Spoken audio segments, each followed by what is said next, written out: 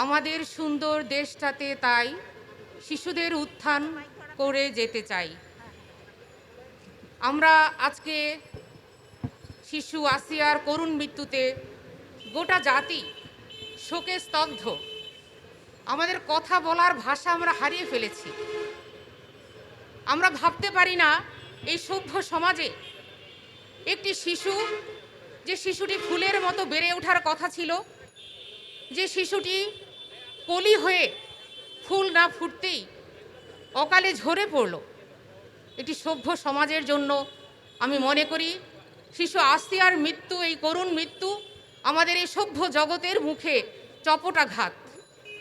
আমরা বাংলাদেশ জামাত ইসলামী কেন্দ্রীয় মহিলা বিভাগের উদ্যোগে এই শিশু আসিয়ার করুণ মৃত্যু তার শোক জানাতে এবং এই শোক সন্তপ্ত পরিবারের প্রতি যেমন আমরা সমবেদনা জানাবো, তেমনি আমরা চাইব দ্রুত বিচার আইনে এই ধর্ষকদের সর্বোচ্চ শাস্তি, মৃত্যুদণ্ড কার্যকর করা হোক।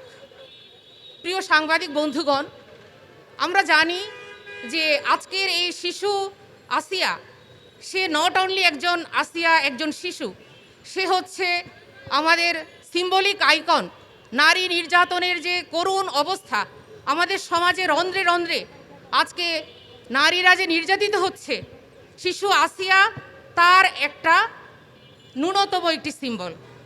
কিন্তু আমরা জানি আমাদের ঘরে ঘরে, আমাদের সমাজে, আমাদের পরিবারে, বিভিন্ন প্রতিষ্ঠানে, ঘরে বাইরে নারীরা আজকে নির্যাতিত হচ্ছে। তার খুব কম ছিটে ফোটা হয়তো পত্রপত্রিকার মিডিয়ার আপনাদের মাধ্যমে প্রকাশিত হচ্ছে। এটা আমাদের সমাজের জন্য একটি, আমি মনে করি, রেড সিগন্যাল। আমাদের সমাজটা কোথায় এসেছে, কোথায় এসে দাঁড়িয়েছে।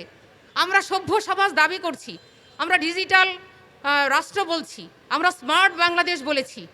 প্রিয় সাংবাদিক বন্ধুরা, আমরা জানি যে আসলে এই যে আজকের এই কালচার, ধর্ষণের কালচার তৈরি হয়েছে, এটা কিন্তু একদিনে হয়নি, এটা একদিনের ঘটনা নয়। আমরা প্রতিবাদ করতে জানাতে এসেছি, তার মানে এই নয় যে আমরা সরকারের প্রতি আস্থাহীন। আমরা আশা করব এই জনগণের ম্যান্ডেট নিয়ে যে তত্ত্বাবধায়ক সরকার এসেছে, ইন্টারিম গভর্নমেন্ট এসেছে, তারা যথাযথ বিচার করবে। আমরা চাই যে দ্রুত বিচার কার্যকর করা, শাস্তি কার্যকর করা। সেই সাথে আমরা এই মেসেজ দিতে চাই জাতিকে, এই যে ধর্ষণের কালচার তৈরি হয়েছে কারা করেছিল? বিগত স্বৈরাচার সরকার, বিগত ফ্যাসিস্ট সরকার 15 বছরের শাসনামলে আমরা দেখেছি তারা এমন একটা কালচার তৈরি করেছে, সেখানে তাদের ছত্রছায়ায়, সরকারি ছত্রছায়ায় আমরা দেখেছি যে ধর্ষণ সেঞ্চুরি পালিত হয়েছে। খুবই দুঃখজনক বিষয়, সরকারি ছত্রছায়ার ধর্ষণ সেঞ্চুরি পালিত হয়েছে। তারই ধারাবাহিকতায় আজকের এই ঘটনাগুলো, আসিয়ার ঘটনা। আমরা দেখেছি বিচারহীন সংস্কৃতি, আমরা দেখেছি রাজনৈতিক পলিটিক্যাল পরিচয় পেয়ে তারা পার পেয়ে গিয়েছে। বড় বড় যারা রাঘব বোয়ালরা ছিল, তাদেরকে রাজনৈতিক পরিচয়ে তাদেরকে জনগণের আউট অফ সিন, তাদেরকে বিহাইন্ডে রাখা হয়েছে। প্রিয় বন্ধুরা, প্রিয় সভ্য সমাজ, সচেতন সমাজ, আমরা আজকে এসেছি, নারীরা সমাজের অন্যতম একটি অংশ। আমাদের প্রিয় রাসূল ঘোষণা করেছেন যে নারী হচ্ছে, তোমরা সমাজে একটা পাখির পাখা সম, নারী এবং পুরুষ। সমাজে যেমন একটা পাখি তার দুটো পাখা থাকে, তেমনি নারী এবং পুরুষ সমাজটাকে এগিয়ে নেওয়ার জন্য সমান ভূমিকা পালন করতে হবে। আমরা বিগত স্বৈরাচারের আমলে কথা বলার স্বাধীনতা পাইনি, আমাদের কোনো বাক স্বাধীনতা ছিল না, আমাদের লেখার স্বাধীনতা ছিল না, আমাদের চিন্তার স্বাধীনতা ছিল না। সর্বক্ষেত্রে আমাদের টুটি চেপে ধরা হয়েছিল। বলা যাবে না, ছোঁয়া যাবে না, বলা যাবে না কথা, রক্ত দিয়ে পেলাম এ কোন স্বাধীনতা। এটা ছিল আমাদের জনগণের সাধারণ প্রশ্ন, যে কোন স্বাধীনতা আমরা 54 বছরে এসে আমরা দেখতে পাচ্ছি। প্রিয় বোনেরা, লুটপাটের স্বাধীনতা, অনৈতিকতার স্বাধীনতা, অশ্লীলতার স্বাধীনতা, কিন্তু সত্যিকারভাবে বেঁচে থাকার স্বাধীনতা আমাদের জনগণ পায়নি। সুতরাং আজকের এই মানববন্ধন, নীরব প্রতিবাদ আমাদের সমাজে একটা, আমি মনে করি, মেসেজ দিয়ে যাবে, আর নারী সমাজের মধ্যে সচেতনতা তৈরি করবে।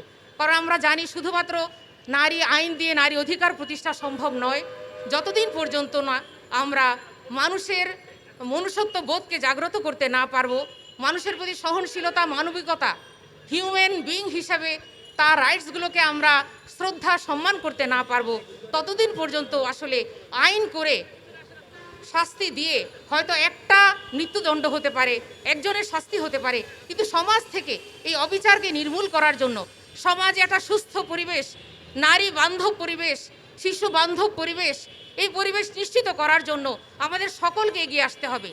আমাদের সোসাইটিতে এই নৈতিকতা ভ্যালুজের যে অবক্ষয় হয়েছে, মূল্যবোধের যে অবক্ষয় হয়েছে, সেটা আমাদের স্বীকার করতে হবে।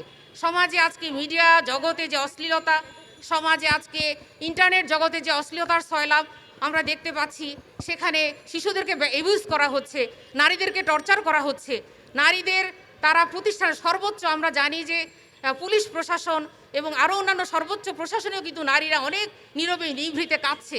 তাদের নারীরা কিন্তু অনেকভাবে নির্যাতিত, কিন্তু তারা প্রকাশ করতে পারছে না। সুতরাং এই অবস্থার পরিবর্তন আসলে আমরা একজন দুইজনের পক্ষে সম্ভব নয়, পুরো সমাজকে সচেতন করতে হবে। মানবীয় সমাজে রূপান্তরিত করতে হলে নৈতিক শিক্ষার বীজ এখানে বপন করতে হবে, কারণ নৈতিক শিক্ষা ছাড়া, মোরাল ভ্যালুসকে উজ্জীবিত করা ছাড়া এই অবস্থার উন্নয়ন সম্ভব নয়। আজকে আমরা বলতাম যে নারীরা বাইরে যাবে, তারা পর্দা করে যাবে, ঘরে তো তারা নিরাপদ থাকবে, কিন্তু আমরা দেখতে পাচ্ছি পর্দাশীল নারীরাও নিরাপদ নয়, একটা ছোট্ট শিশু ঘরে নিরাপদ। সম্মান প্রতিষ্ঠার জন্য আমরা নারী পুরুষ সবাইকে আমাদেরকে এগিয়ে আসতে হবে, কারণ আসলে অর্ধেককে অসচেতন রেখে অসহযোগিতা নিয়ে আমাদের সমাজের পরিবর্তন সম্ভব নয়।